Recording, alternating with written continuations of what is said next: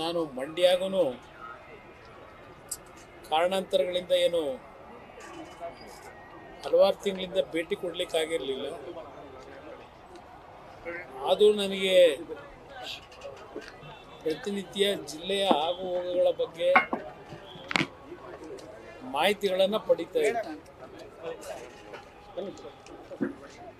ಮತ್ತೆ ಪುನಃ ಇವತ್ತು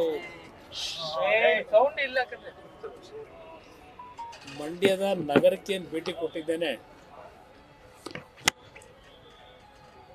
ಕೆಲವು ಸರ್ಕಾರಿ ಕಾರ್ಯಕ್ರಮಗಳು ಅಂದರೆ ಮಳಿಗೆಗಳ ಒಂದು ಪ್ರಾರಂಭೋತ್ಸವ ಮಾಡ್ತಕ್ಕಂಥ ಒಂದು ಕಾರ್ಯಕ್ರಮಕ್ಕೆ ಇವತ್ತಿನ ಪ್ರಥಮವಾಗಿ ಬಂದಿದ್ದೇನೆ ಹಲವಾರು ತಿಂಗಳ ನಂತರ.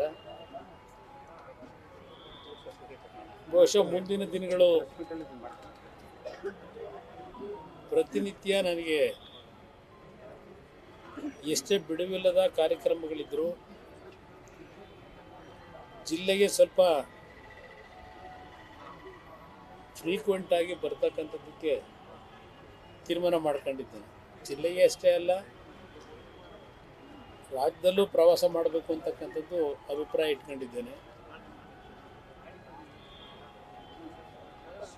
ಇವತ್ತು ಜಿಲ್ಲೆಗೆ ಸಂಬಂಧಪಟ್ಟಾಗೆ ಕಳೆದ ವರ್ಷ ಸಂಸತ್ ಸದಸ್ಯರ ನಿಧಿ ಬೇರೆ, CSR ಫಂಡ್ ಮುಖಾಂತರ ಹಲವಾರು ಯೋಜನೆಗಳಿಗೆ ಚಾಲನೆ ಕೊಟ್ಟಿದ್ದೇವೆ. ಈ ವರ್ಷನೂ ಸಹ ಶಾಲಾ ಕಟ್ಟಡಗಳಿಗೆ ಪ್ರತಿಯೊಂದು ಹಳ್ಳಿನಲ್ಲಿ ಐಮಾಸ್ ಲೈಟ್ಗಳಾಗಬೇಕು ಅಂತಕ್ಕಂಥದ್ದು ಏನು ಹೇಳ್ತಾರೆ ಅದಿರ್ಬೋದು, ಬಸ್ ಸ್ಟ್ಯಾಂಡ್ಗಳಿರ್ಬೋದು, ಇದೆಲ್ಲದಕ್ಕೂ CSR ಫಂಡ್ ಮುಖಾಂತರವೇ ಯೋಜನೆಗಳನ್ನು ಅನುಷ್ಠಾನಕ್ಕೆ ತರಲಿಕ್ಕೆ ಪ್ರಯತ್ನ ಪಡ್ತಾ ಇದ್ದೇನೆ. ನಾನು ಕಳೆದ ವರ್ಷದಲ್ಲಿ ವಿಶೇಷವಾಗಿ ಮೈಸೂರಿನ ಒಂದು ಸುವರ್ಣ ಮಹೋತ್ಸವ ಕಾರ್ಯಕ್ರಮಕ್ಕೆ ಬಂದಿದ್ದೆ. ಆ ಸಂದರ್ಭದಲ್ಲಿ ಮೈಸೂರಿನ ಮ್ಯಾನೇಜ್ಮೆಂಟಿಗೆ ಏನೋ ಒಂದು ಇನ್ಫ್ರಾಸ್ಟ್ರಕ್ಚರ್ನ ಅವಶ್ಯಕತೆ ಇದೆ, ಅದಕ್ಕೆ ಅನುದಾನಗಳನ್ನು ತರಿಸ್ಕೊಡ್ತಕ್ಕಂಥದ್ದು ನನ್ನ ಜವಾಬ್ದಾರಿ. ಆ ಮೈಸೂರಿನ ಶಾಲೆಗೆ ಒಂದು ಇತಿಹಾಸ ಏನಿದೆ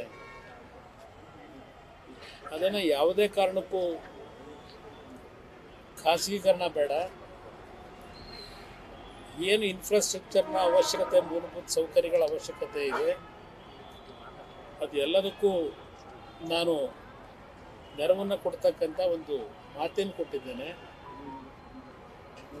ಯಾರೂ ಅದ್ರ ಬಗ್ಗೆ ಸಣ್ಣದಾಗಿ ಮಾತನಾಡೋ ಅವಶ್ಯಕತೆಯೂ ಇಲ್ಲ, ಲಘುವಾಗಿ ಮಾತನಾಡೋದು ಅವಶ್ಯಕತೆ ಇಲ್ಲ. ಈಗಾಗಲೇ ಸುಮಾರು 10 ಕೋಟಿ ವೆಚ್ಚದ ಕಾಮಗಾರಿಗಳಿಗೆ ಅರ್ಜಿಯನ್ನು ಕೊಟ್ಟಿದ್ದಾರೆ. ಅದಕ್ಕೆ ಈಗಾಗಲೇ ಪ್ರೋಸೆಸ್ ನಡೀತಾ ಇದೆ.